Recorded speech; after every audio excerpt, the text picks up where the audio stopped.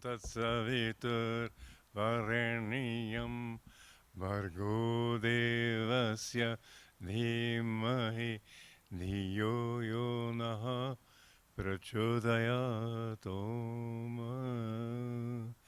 I'm very happy to be here today and to be with you all. I have to speak from notes today because I have many things to say. But the first is a very serious story. There were 4 Italian women talking about their sons, and one of them said, "My son is a minister, and everybody calls him your reverence."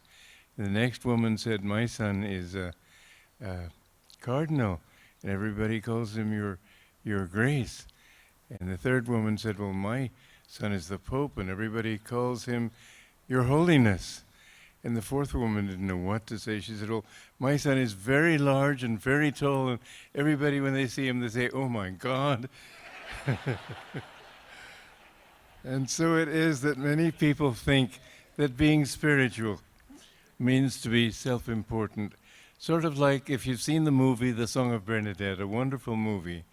In that movie, the Dean of Lourdes. And many people think that that's how a priest and a holy person should be. Had they met Yogananda, they would have had a very different concept. Because Yogananda was very far from those. The first thing that I noticed in him was his complete freedom from ego.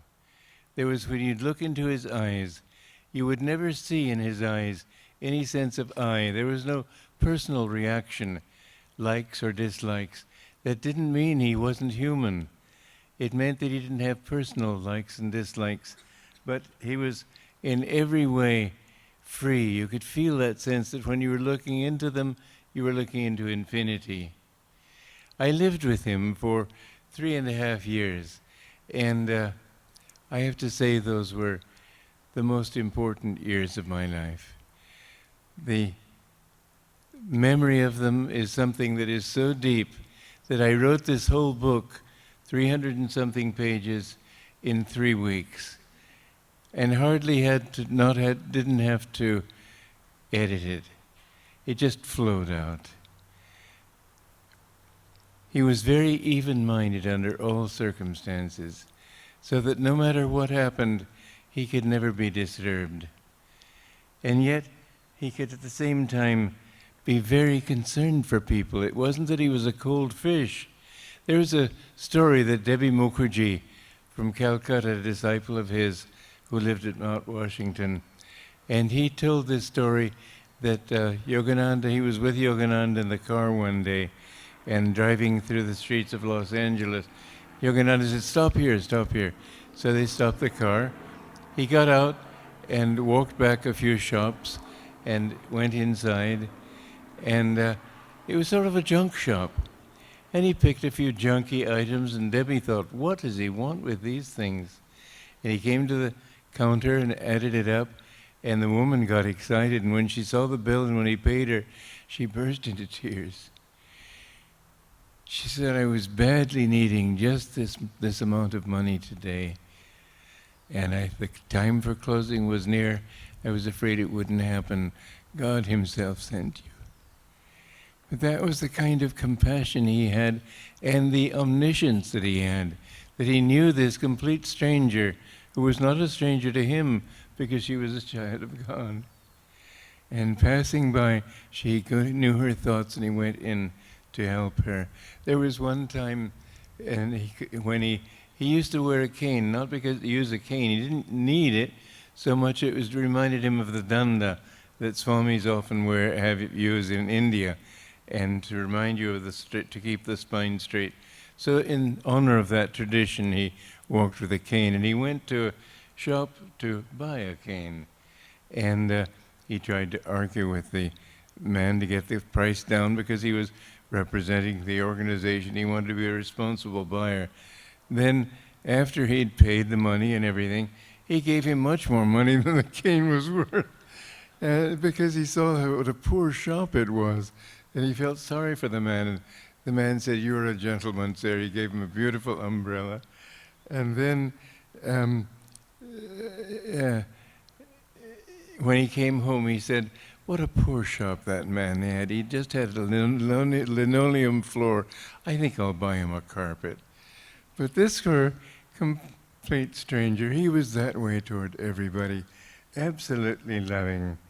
He knew all our thoughts. That was amazing to me. I was invited to a bar mitzvah in Beverly Hills. I'm not Jewish, but they wanted me to do the yoga postures. And so I did them. And afterwards, a very atheistical psychiatrist got me in a corner and started talking about what's all this about, this yoga stuff and so on. And I told him a few things. I even mentioned a few miracles. And after, a few days later, I could see him sort of thinking, well, next Wednesday at 11, I have room for this patient. But when I saw Yogananda 2 days later, I used to serve him lunch for guests and then do yoga postures. And after the guests had left, I'd sit with him and we'd chat for a while. And he said, "By the way, when you're with atheists and materialists, don't talk about miracles." And I said, "You knew?" He said, "I know every thought you think." And he proved it to me again and again. There was one time in Hollywood Church where I used to be the minister of the Church in Hollywood of Self-Realization Fellowship. And I was talking to a member there who was not a sincere member. And I mentioned to him that I would be giving the class on Wednesday. And he said, "Well, in that case, I'll be sure to come." Well, I knew he'd come anyway. I didn't want to buy or accept that insincerity. So I said, "Well, when you come, would you check people's pockets for garbage, please, in case they'd throw it?" And it was not a dignified thing to say. And I saw Yogananda a couple of days or 3 days later. He said, "By the way, when you're with guests, with congregation members in Hollywood, don't talk about garbage. It isn't dignified." But I couldn't get away with anything, but it didn't matter because I didn't want to get away with anything. I wanted him to know all my thoughts. It was not embarrassing to me because it was the only way he could correct me and train me. But some people, I think, must have been rather embarrassed. One time, James Collar, he was a disciple of Yogananda's. Yogananda said he'll find freedom in his life. But then he said, "Divine Mother says so. I don't know how, but he'll find it." Anyway, James Collar was the minister of the church in Phoenix, Arizona. And he was coming to Encinitas to see Yogananda or to talk with him. And he was getting very hungry. And all the restaurants were closed. And he finally came to one that was open. All they had was hamburger. And he thought, well, he won't know. So he had a couple of hamburgers. And Yogananda was talking to him on the phone. And at the end of the conversation, he said, "By the way, James, when you're on the highway and you come to a restaurant that has nothing but hamburger, better not eat anything." But there was one who tried to get away with it. I never tried. I was happy. Yogananda was amazingly intuitive. I had studied Christian history, theological history and so on. He hadn't. He hadn't studied practically anything, but he knew it all. He knew it intuitively. Schisms and discussions in the Christian history and so on, he knew it all. Same with the Indian. When I was with him when he was dictating his Bhagavad Gita interpretations, commentaries. And he sat there and turned his eyes up to the spiritual eye and just began talking. He didn't have any reference books or anything. He said, "Now I understand why my guru didn't want me to read any other commentaries on the Gita, because this way I could tune into the Vyasa who wrote the Gita and talk from that knowledge." It's the greatest. I've written a book of his. What happened was this, that he wrote it. He expected it to come out in his lifetime, but it took 40 years to come out with that book. And when it came out, I was not pleased with it. It didn't have the freshness, the clarity of the original. It was very obscure, and it even has a few errors. So I had said to Master at one time in a dream, I said, "Sir, I don't have access to their archives. How can I write a commentary? But I know what you said. I know everything you said. But how can I do it with the archives locked to me?" And he said, "Don't overlook the possibility of a skylight." And then I woke up. Well, several years later, I was wanting to write my own version of what I could remember. So I sat down and tried to think what I could remember. Suddenly I found I could remember every single sloka, every stanza of the Bhagavad Gita. And so I wrote that book in less than 2 months, 600 pages, just flowed out. But it was, it's really not my book, it's his book. Many people who have read that book say it's the greatest interpretation they've ever read of the Bhagavad Gita. I know he himself, when he finished that book, he said a new scripture has been born, and it is true. He had a marvelous sense of humor. I remember a story he told me of an Irishman, an Englishman, and a Scotchman. And they were drinking whiskey, and a fly fell into each of their glasses. The Irishman flicked his glass, and half the whiskey fell out with the fly. The Englishman carefully flicked the fly out. And this is where it came funny. He said, and the Scotchman squeezed the fly. And the way he said squeezed was so delightful. It really was one of the charms of Autobiography of a Yogi. I know, I read that book in 1948. I had reached the point, first of all, I hadn't believed in God. And I had tried through astronomy, through science, through politics, or all sorts of means to find the truth. My desire was to find the truth. I was desperate to know the truth. And I finally reached the point where I knew that without God there could not be truth. And I remember I was studying stagecraft, and I wanted to be a playwright. And I was living in Charleston, South Carolina, studying stagecraft there. And I took a walk out into the night. I was desperate to know what truth is. And I said, if there's a God, what must he be? And I was desperate to know. And I thought, he certainly can't be a policeman or a judge, somebody there to condemn us. I realized then, but I'm conscious, that's why I'm asking this question. Therefore, he has to be consciousness. And if he is consciousness, I must be a part of that consciousness.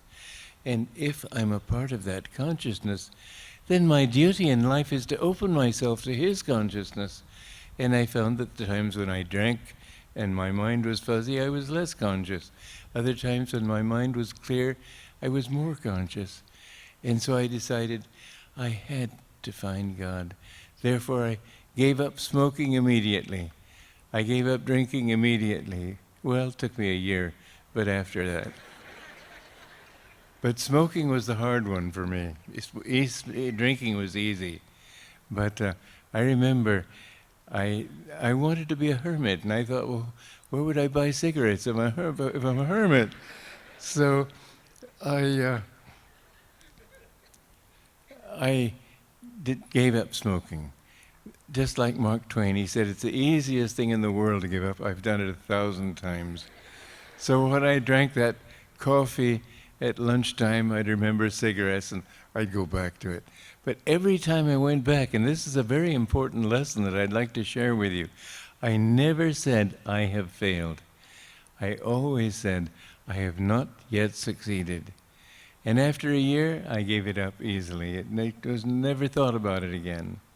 So the thing is, don't ever, and this is something Yogananda said, the worst sin is to call yourself a sinner. That affirms your sin. It gives you all the reason and excuse in the world to sin. Say, God is making this mistake through me. That's all right. Yogananda said he likes that. Because that way you give him the power also to change you. You can't change yourself. You can only change yourself by God's grace. In the end, yoga itself is really only a cooperation with grace. The grace is like the sunlight on the side of a building. If you keep the curtains closed, the sunlight can't come in.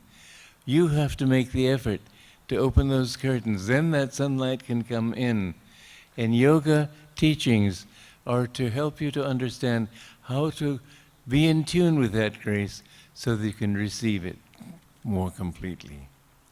So, well, he would have loved this one, which I heard recently. My wife and I both lived very happily for 20 years, and then we met.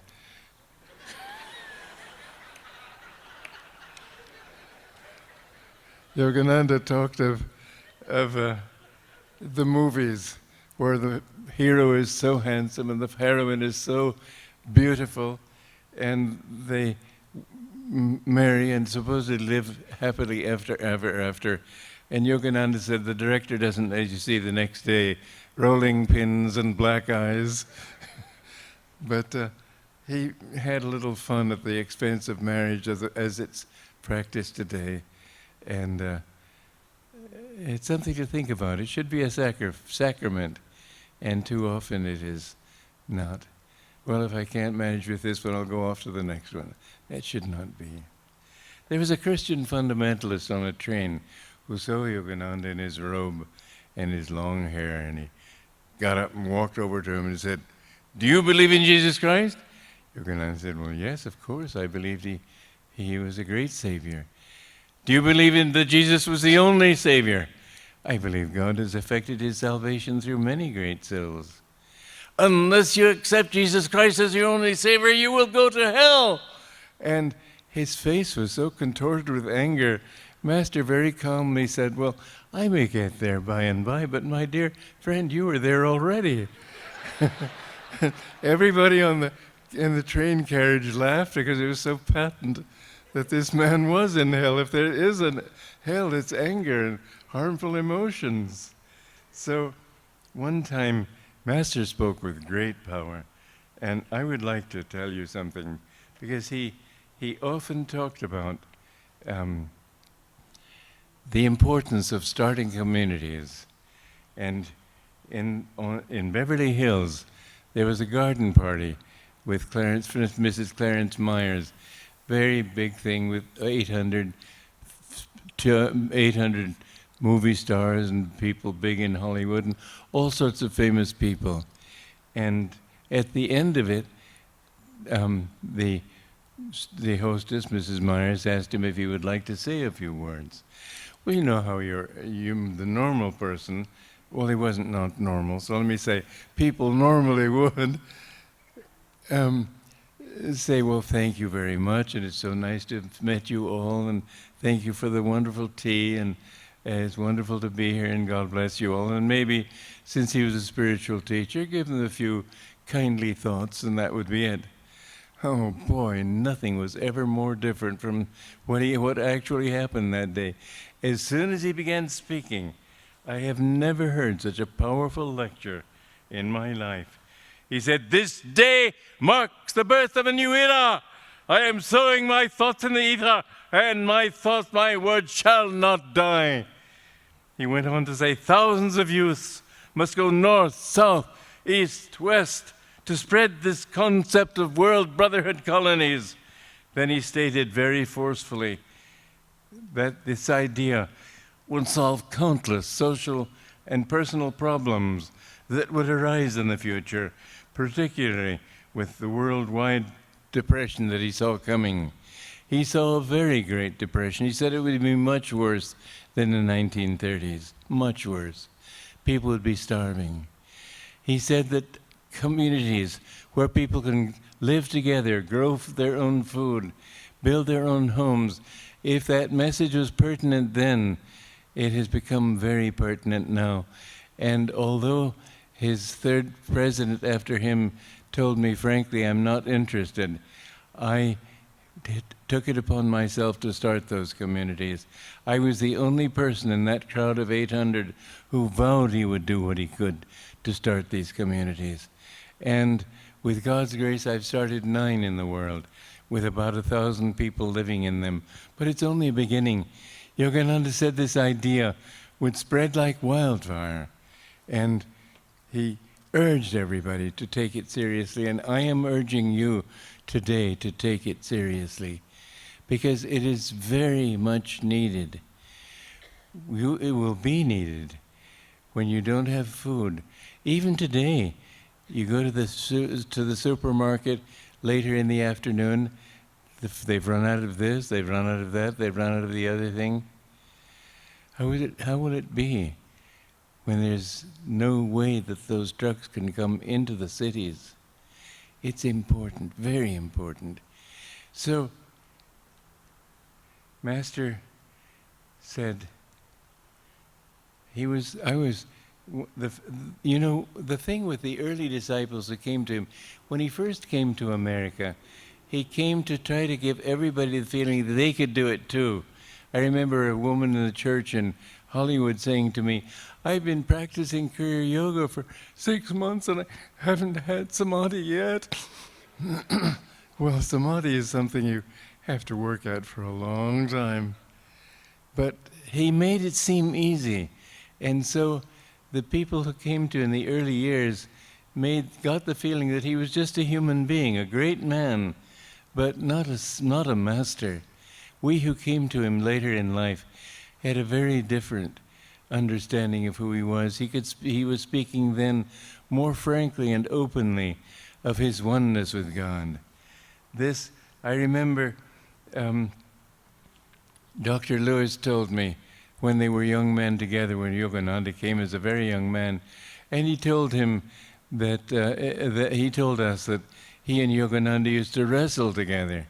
And I said, well, who won? And he said, well, I let him win. Well, Yogananda could have beaten, he would get up on the stage in Boston and ask people to come up and try to hold him down. One time, 6 burly policemen stepped up there, and they pushed him against the wall, and he said, are you ready? Yeah! He blipped his stomach like that. They all fell back into the orchestra pit. But he was a very strong man. Nonetheless, this slightly condescending, well, I let him win. Tara, there was a time when Yogananda was with me and another disciple out at 29 Palms. And this disciple asked him about a saint that Yogananda had seen in vision in Encinitas. And Yogananda said, well, I don't know whom you mean. And I was surprised. He said, so many come to me. How can I remember which one you're talking about? I expressed surprise that so many saints would come to him. And he answered, why be surprised? Wherever God is, there his saints come. Well, that was what he said. Wherever God is, there his saints come. When Tara edited that, she said, wherever a devotee of God is. And the Master said that's how that sentence comes out. That isn't what he said. I'm a devotee of God. I cannot claim to have been so pestered with visions all the time. But he had that power. Tara said once time, Master said, we are not a sect. She said, I know we're not a sect. Well, we are a sect. In other words, they felt free to disagree with him on things. I wouldn't dare. I tell you, when I was in his presence, to me it felt as if I was in the presence of God. To Norman, one time, Yogananda said that, he said to Yogananda, whenever I see you, I think of the Divine Mother. And Yogananda didn't say humbly, oh, don't say that, I'm not anything, etc. He said, then behave accordingly. He was quite outspoken about a few things, just as Jesus was. When Jesus said, I and my Father are one, and the Pharisees criticized him for blaspheming, he said, don't your scriptures say, I and my Father are one? Don't the scriptures say, ye are gods?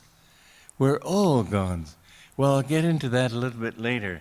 But first of all, I want to know, as Yogananda said, when you are one with God, you are God. And I'll justify that later, but I've divided my talk into two in order to give myself a chance to say a few things.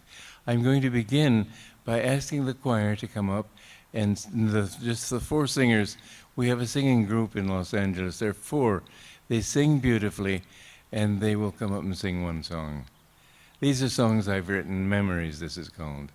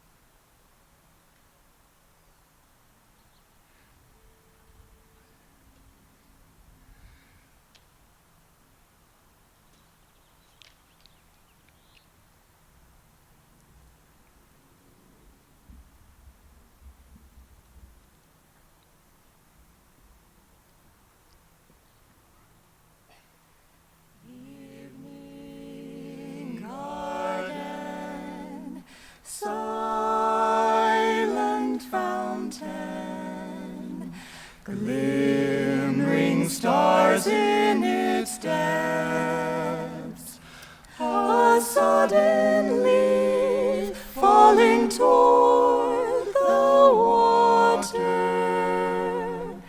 Ripples bring memories.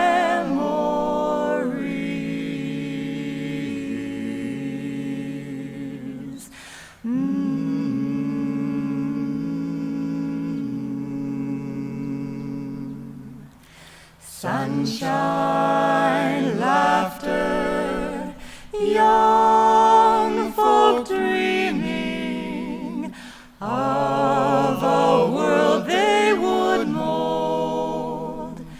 Each girl a fair muse, each boy a hero. Ripples bring memories.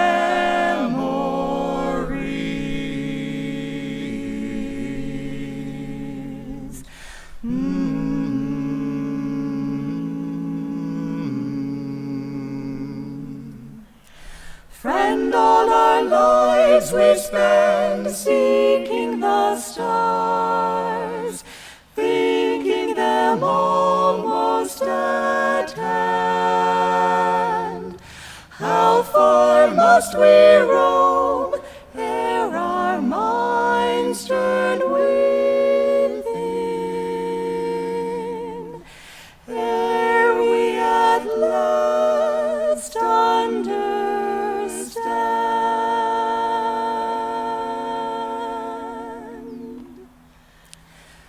Twilight mist falls, old folk linger, dream what they might have done. Youth's shining star has become an ember. Ripples bring memories.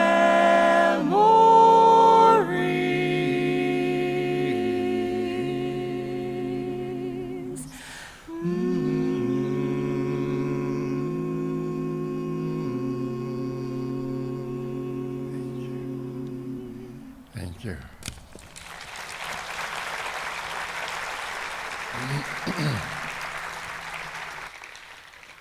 This book is launching one book, but this launch is launching one book in particular. But in the last 2 years, I've written 5 books, and 4 of them will be on sale afterwards also, if you're interested. One of them is this biography. The other is a story that I wrote it's a sort of children's story, but a very sophisticated one. I was reading in an idle moment, I picked up The Wizard of Oz, and got as far as the Yellow Brick Road, when I suddenly thought, why not write a children's book myself? So it's about a time tunnel that my brother and I, when we were children in Romania, discovered. Not really, but really. And takes you skating backwards and forwards in time. It's a great romp. And I know that you'll enjoy it, and it's very deep, too. There's a lot of teaching in it. Another one I don't think is going to be for sale, but anyway, it's there, A Pilgrimage to Guadalupe. And this is a very unusual novel, too. Anyway, then there's Yogananda for the World and A Fight for Religious Freedom. I'm going to ask the author of A Fight for Religious Freedom, John Parsons, to come up and say a few words. Can you get a note? Get a...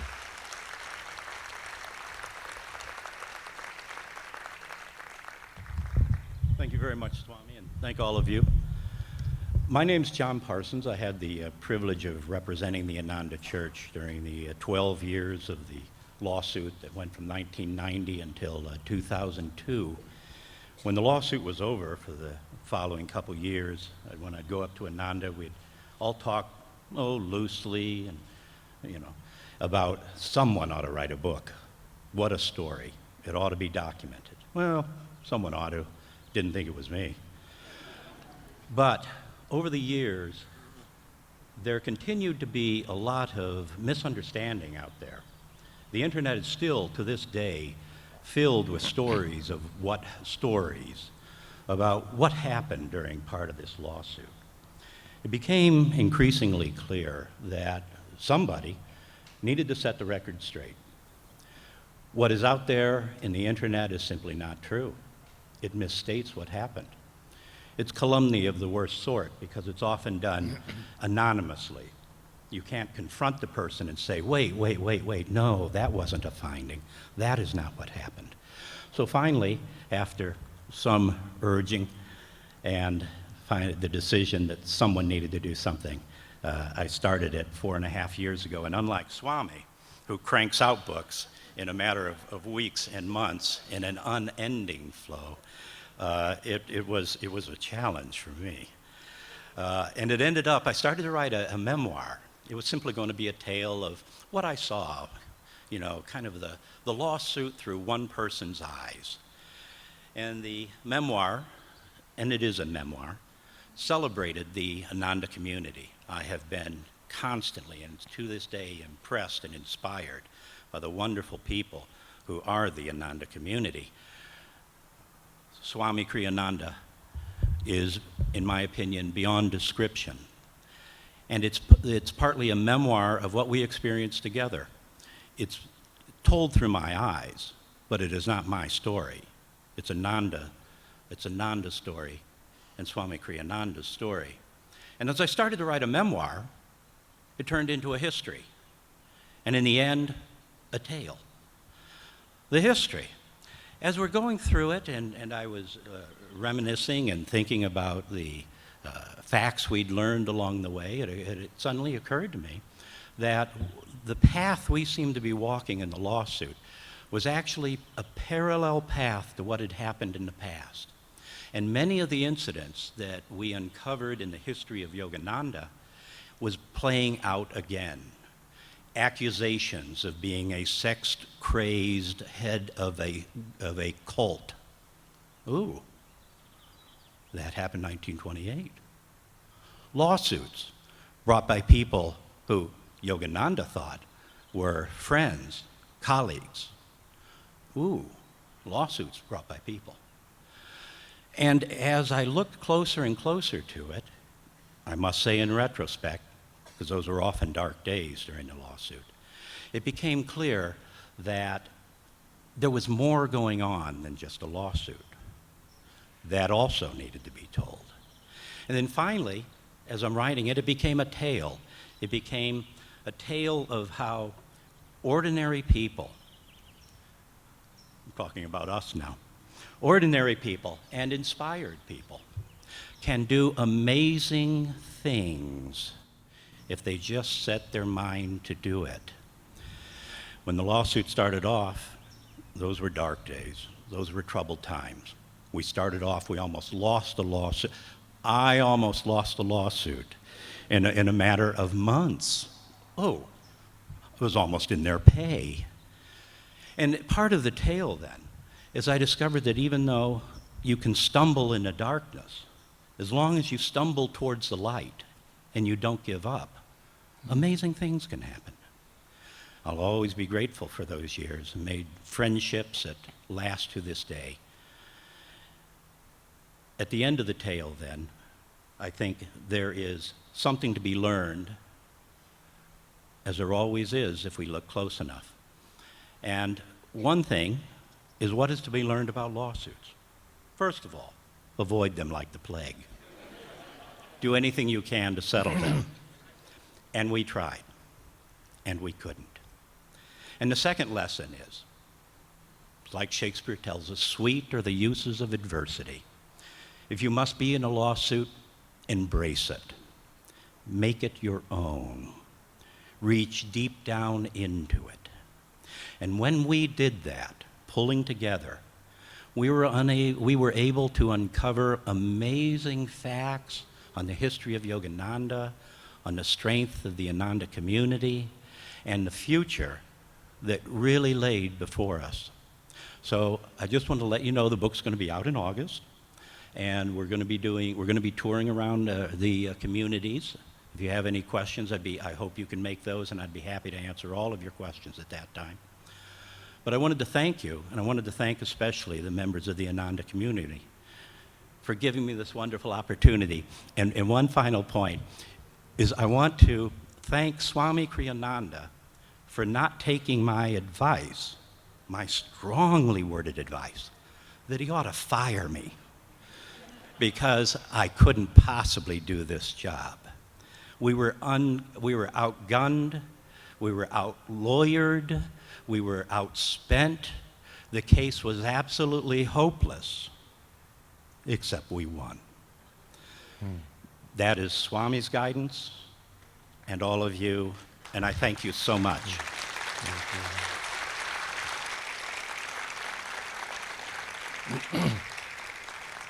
I have to say that they spent, I estimate, a fair estimate, they spent $50 million trying to destroy us. They had the third largest law firm in the world. Plus they had three other large law firms by the end. John was a sole practitioner without even a secretary. I hired him.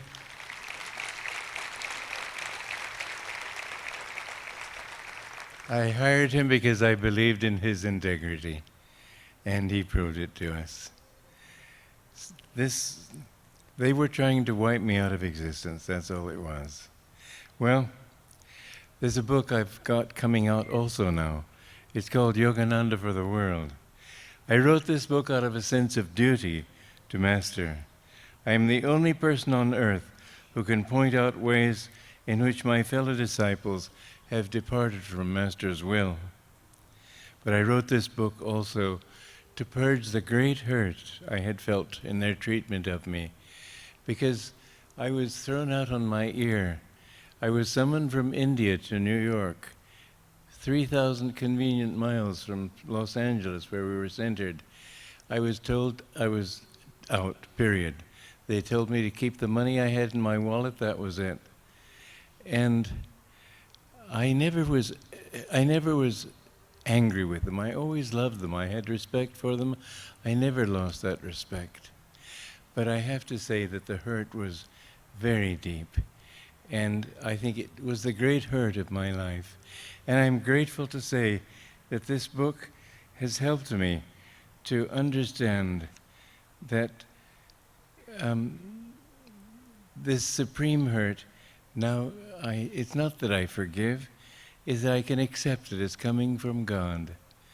I don't think they did the right thing, but I'm certainly grateful because it helped me to do the work I have done. But at the same time, I accept that it came from God, and I have nothing but love for them. I have to say also that I feel free inside. Moreover, I would like harmony between us. I would like love between us. I would like openness between us. I have nothing against them, and I want everybody to know that. Well, Cecilia and Vivek, would you come up here? I've written a movie about Master's life. And I have Giacomo Campiotti, who was a famous Italian director, and he is going to be the director of this. He's directed films also in English.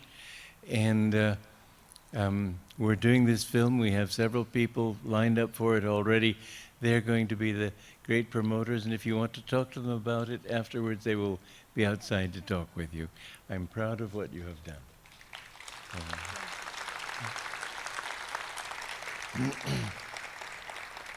Now I'd like to say also that on Tuesday I will have at the Biltmore Hotel, we have a hall reserved, because in a talk like this there's no opportunity for you to do more than either clap or hiss, but you can't talk. And so on Tuesday you'll have an opportunity at the Biltmore at 7:30, is it?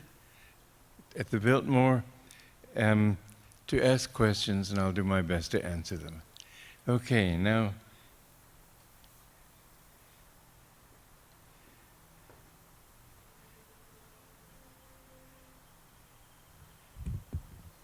Swamiji, we just want to express our deep gratitude to you for this book that you've just written that has shared so many intimate details of your experience with Yogananda. And I'm very pleased to present to you this International Book Award, where the biography, Paramhansa Yogananda, a biography with personal reflections and reminiscences, has won the Best New Spirituality Book of the 2012.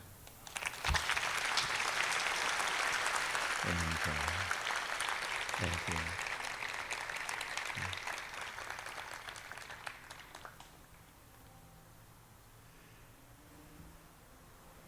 And we have a surprise for you, sir. I would like to invite B.J. Lamotte to the stage. She's from the office of Mayor Antonio Villaraigosa.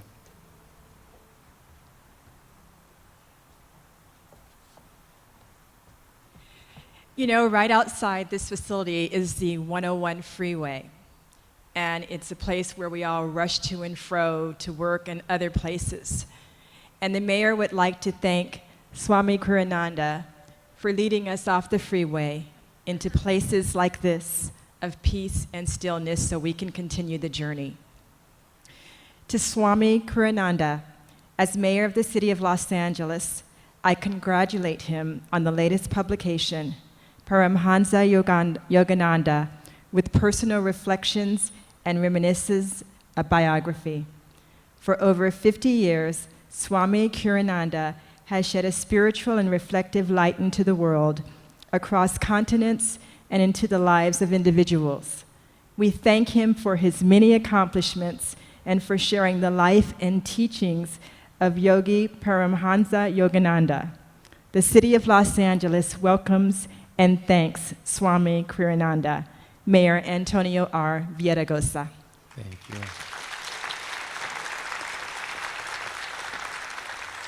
Thank you. I am deeply touched to receive this. I received the Julius Caesar Award in Rome, which is like giving me the keys of Rome, the city of Rome, and this is that equivalent, and I'm deeply touched, more touched, because Los Angeles is, in a way, my home. Thank you. So, I would like the choir, the singers, to sing one more song.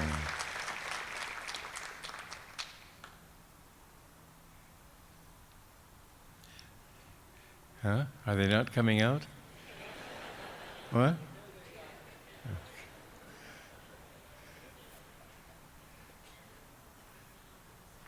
I wanted just you four to sing so that it would be a quick thing, and here you're stumbling out here. Okay.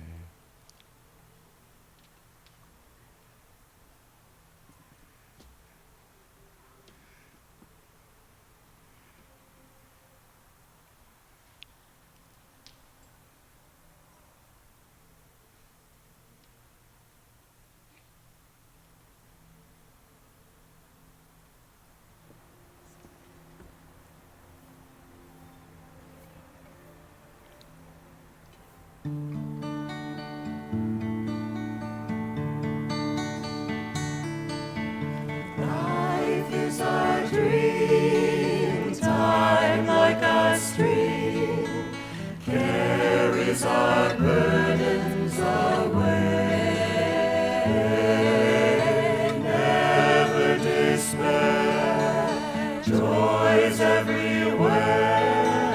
Love can befriend you today. Free from all care, like birds on the air, soar above griefs and worries, seek joy and be gay. Often on earth, things of great worth, worldly ambitions defy. Sometimes a friend helps us ascend up from life's cares to the sky. Love is a star, though shining afar. It can guide us and help us toward light to draw nigh. Love is a star, though shining afar. It can guide us and help us toward light to draw nigh.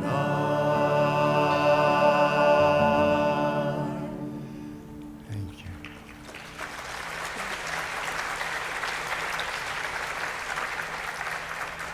So now comes the second half of my talk.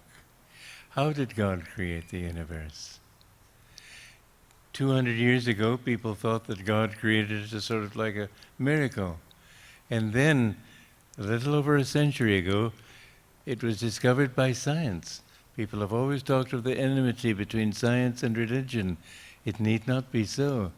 Science discovered that this table, for example, isn't really wood. It's not hard.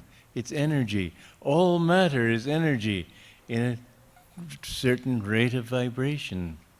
And if everything in the universe is energy, then we can understand more easily how that energy must be a vibration of thoughts, and how those thoughts must be a vibration of consciousness.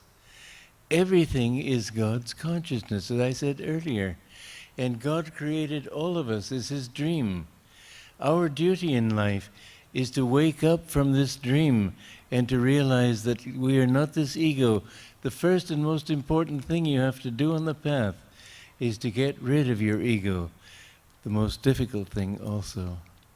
Because it's so hard to think, I am not the one eating, I'm not the one talking, I'm not the one. I remember I was at Hollywood Church years ago, and somebody complimented me on my lecture, on my sermon. And I said, well, God is the door. She said, oh, really? As if I knew it was good. I didn't know it was that good. No, that's not what I mean. I mean that everything you do, God is dreaming through you. He can dream well, He can dream badly. That's your part of it. You've got to help Him to dream well. And as you learn to dream well, as you learn to bring God into your life, you find more and more that the source of everything is bliss. Swami Shankaracharya, Buddha many years ago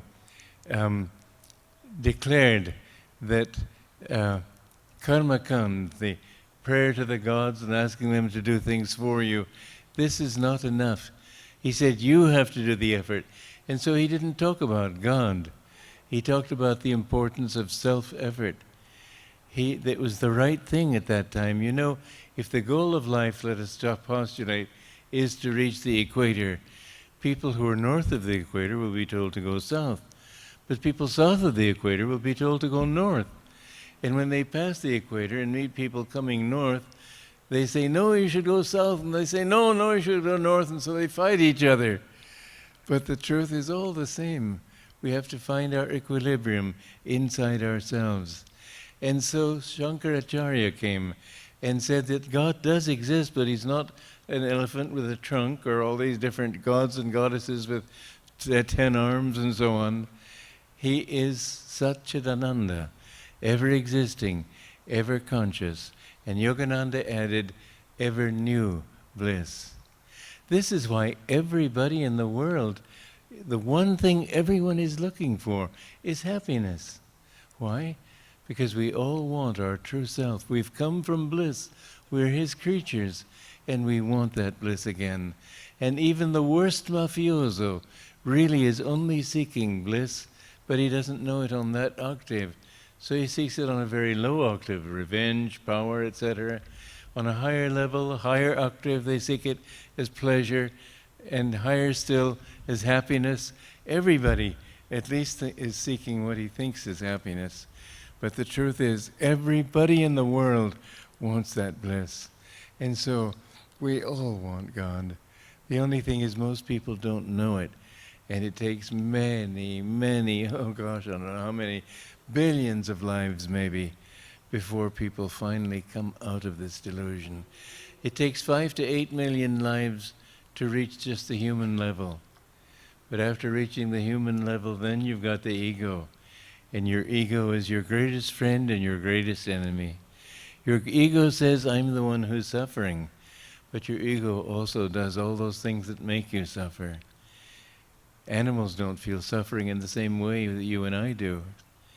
But when you've got that ego, then you can mistake any number of times until finally you realize the only possible answer, as I realized out there in the outside Charleston, South Carolina, there has to be a God. I became so desperate to know him that I thought I would die if I didn't know him. And I was blessed by God in this, because it says when the disciple is ready, then the Guru appears. But my parents would have been a serious obstacle at that time. I was only 22. And my father was sent to Egypt to seek oil. The day I put my mother on the ship to go join him, I walked uptown New York. I found Autobiography of a Yogi, and I took the next bus across the country. And the first words I said to Yogananda, I never imagined I would say such words to anybody. I said, I want to be your disciple. I have now been his disciple for 64 years. And at 86, I still think I may have a few years to go, who knows? But I'm ready to go just like that. It doesn't matter to me. I'm happy to serve, and I'm happy to serve him. My entire life has been given to spreading his message and making him known everywhere for the great master and the great teaching that he brought. Master said, why did God create the universe?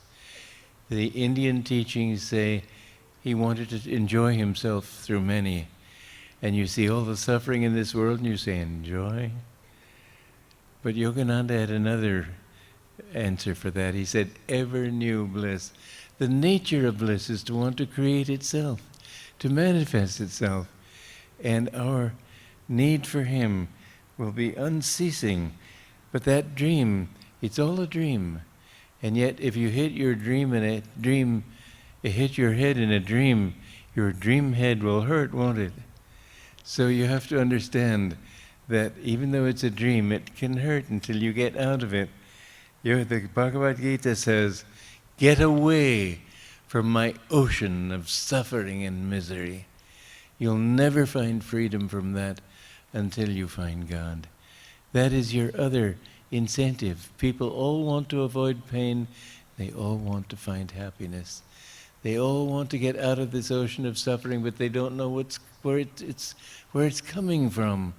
And you look at people, I have felt so sad for people when I see how unhappy so many people are. You see them in the streets, and yet behind all of that, they're all looking for the same thing, and that gives me the motivation for loving everybody in this world.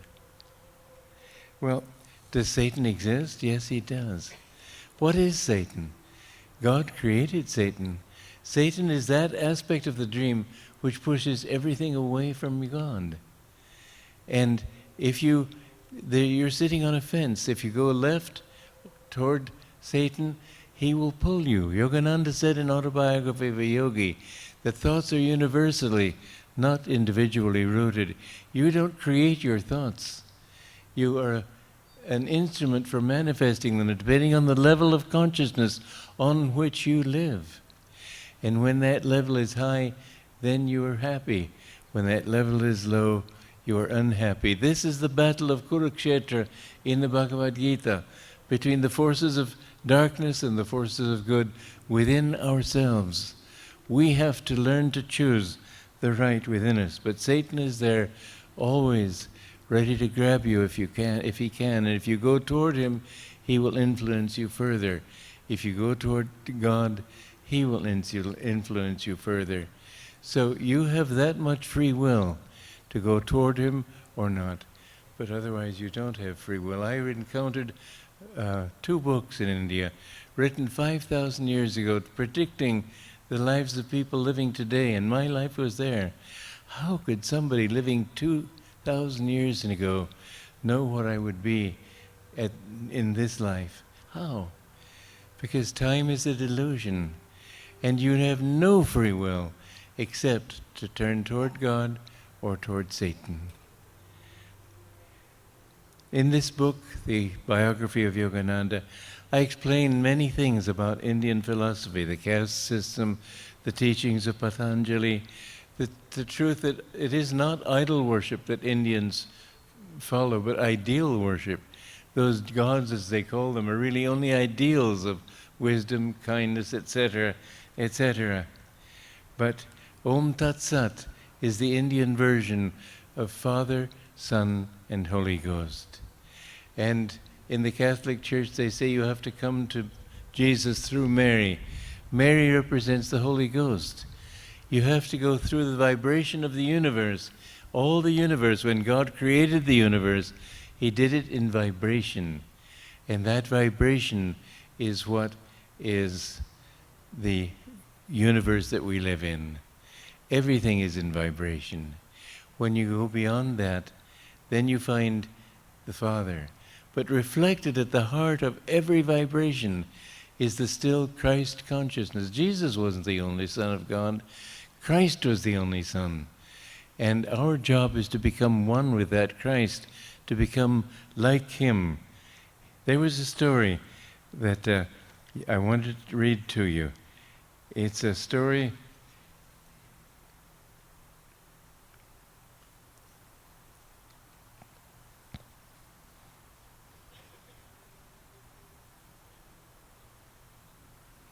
of Mr. Black, who was a very highly developed disciple of Yogananda. He said to me, I was visiting Master in Encinitas. It was raining heavily and I was in my bedroom, glad to be out of the weather. Just then, a young monk knocked on the door and told me that Master wanted me to go with him for a drive. I looked doubtfully out the window. The rain was falling, if anything, even harder than before. Well, I said to myself, if he says so, but I wonder if we'll even be able to see through the car window.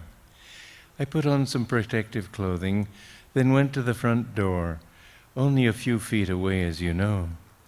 I went outdoors, then stopped in astonishment. The rain had ceased, the sky was blue. There was no sign even of dampness anywhere. The car and the ground around it were dry. I looked at Master in amazement. For you, Oliver, he said, smiling. That for somebody to be able to change the very dream for that day, that shows something. Let's face it, it shows a hell of a lot.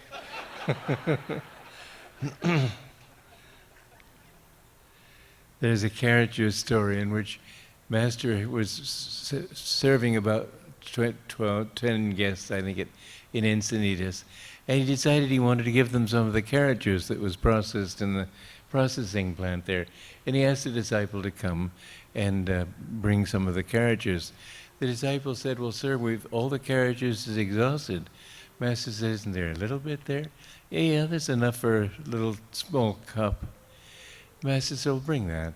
He put it in a pitcher and poured from the pitcher. He poured out a full glass for 10 people, and at the end the pitcher was just as full as before.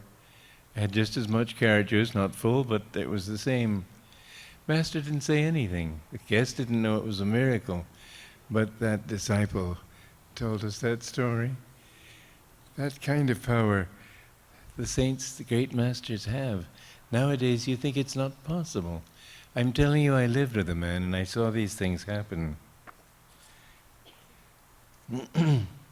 One time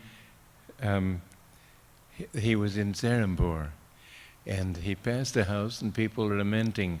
And I think it was the friend of a friend of his. Anyway, he went into the house. It turned out somebody had died. And Master he asked everybody to leave him alone. He went into the room, put his hand on the man's forehead, and the man came back to life. And Dr. Lewis asked Master years later, would you have gone in there if Divine Mother hadn't told you to? He said, no, I only do what she tells me to. I never do anything else. One time, I was with Norman, another disciple, and we were plastering a garage on the entrance to Mount Washington. And just then, Master, the plaster we were using was it must have been very old because it kept setting up and I had to keep pampering it with water and making it soft enough to be able to use. I had just poured a new batch of plaster onto the board when Master's car drove up. And he called us down, so we went and talked to him. And for half an hour we were talking with him. And we were happy to talk with him, of course. But in the back of our minds we were thinking, well, we'll have to take a sledgehammer to that plaster. And we got back, it was completely fresh. It stayed soft the whole day. He didn't say anything, but miracles just kept happening around him. One time we were working at India Center, and Brother Anandamoy was up above plastering a tower, and Bimalananda was bringing a hod of plaster on his shoulder, and he reached for the upper step, but the ladder was at too sharp an angle, and the weight of that plaster pulled his ladder out into the air, and it looked as if he would fall, and 20 feet down it might have easily killed him. And he just thought of Master and said, "Oh," the ladder came up, and he finished his, and several of us witnessed that miracle. Jerry Torgerson, one time, this is a very unusual miracle happening to a very unusual person. Jerry Torgerson hitchhiked one day, and he said into town, I knew Master didn't want us to hitchhike, he said, and I haven't done so since that day. But at that time it seemed as easy a way to get where I wanted to go as any. Well, a car stopped by me. 3 men were in it already. No one in the car looked savory. Still, I thought, what can they do? So I got in, and then I found they had no intention of going where I wanted to go. Instead, they drove me well out into the country. There was nothing I could do about it. I just sat there helplessly praying to Master. Finally, we came to a farmhouse. 2 of the men got out. The 3rd remained in the car to make sure I didn't get out. The 2 men knocked on the front door, waited, then knocked again. No one answered from within. The men, looking a little shaken, went on to knock on all the windows. Still, nobody answered.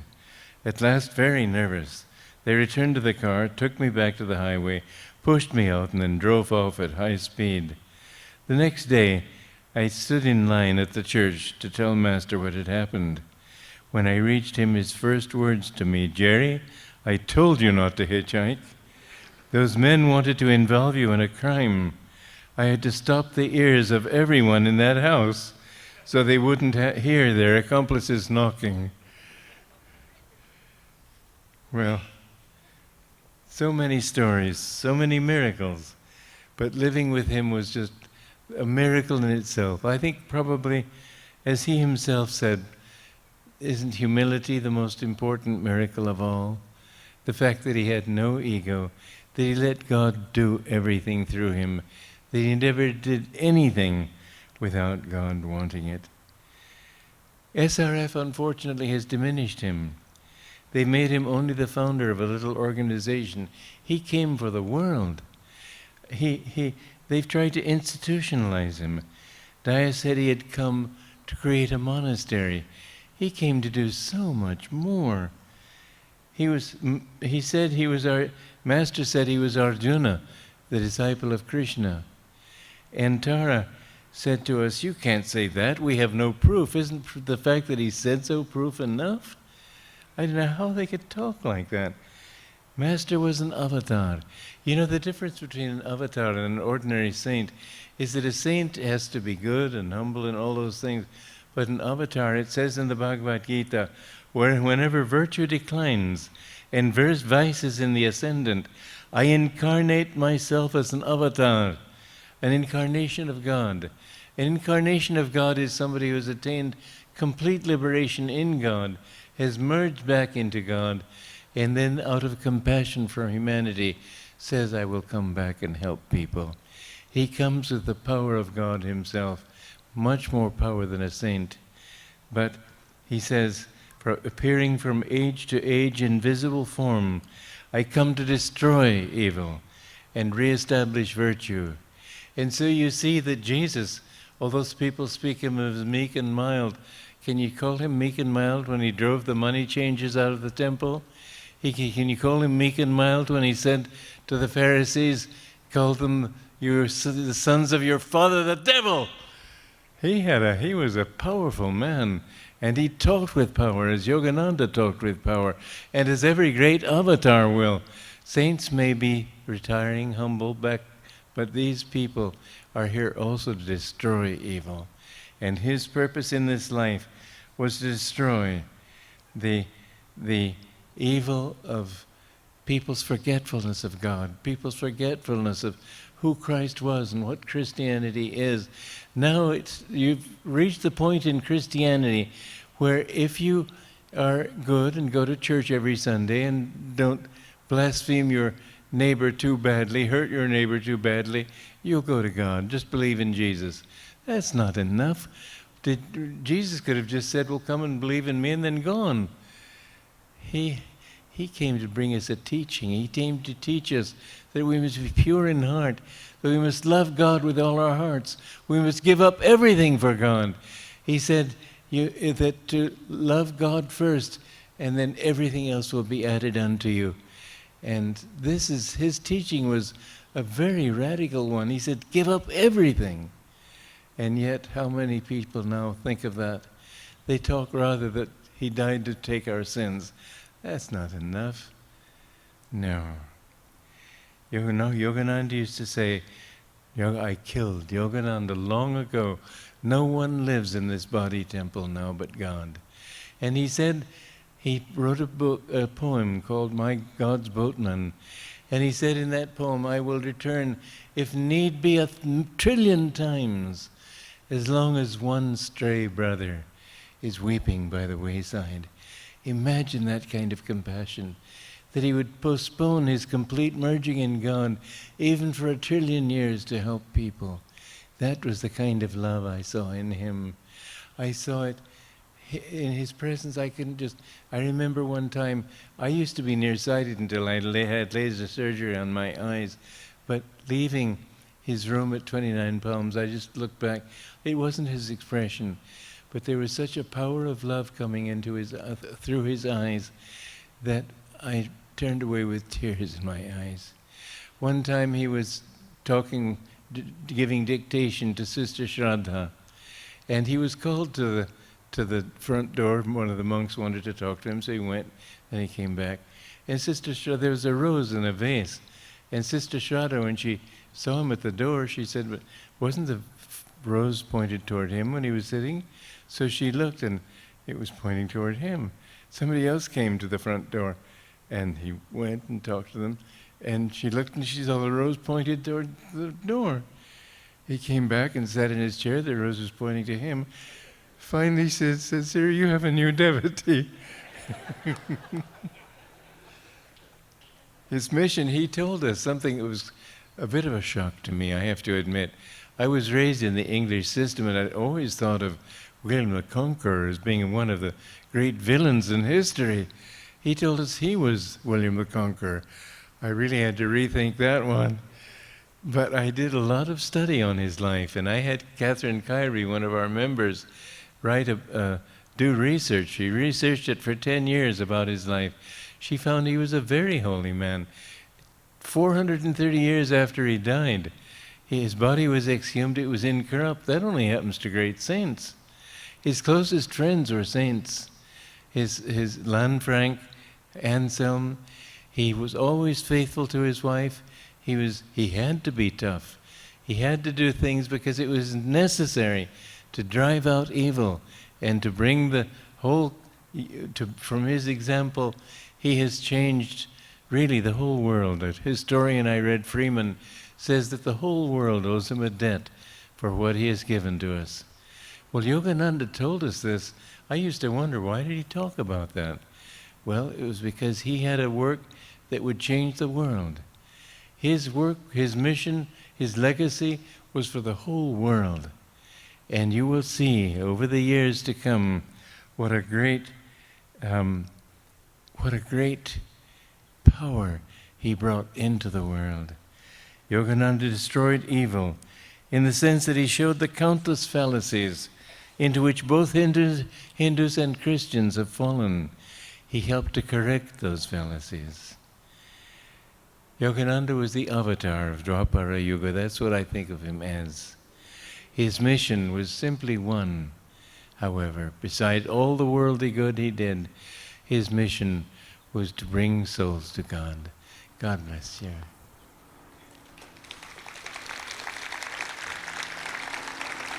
Would the choir come out? Would the choir come out? I want to hear it, be here and listen too. Would you like us to do Thy Light? Yes. And then peace. Would you like to stand and sing? I can stand if you help me. Help me to stand. I'm going to stand on this one. There. Which one would you like to do first? 86, but still counting.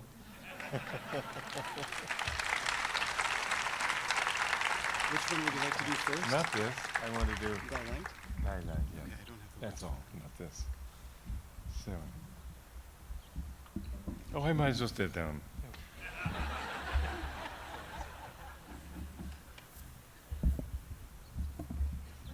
What's that?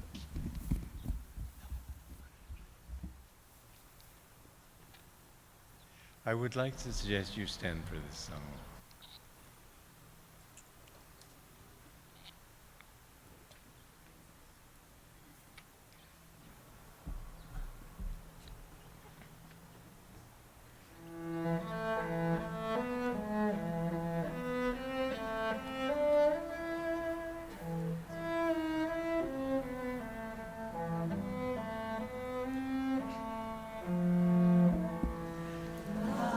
Light within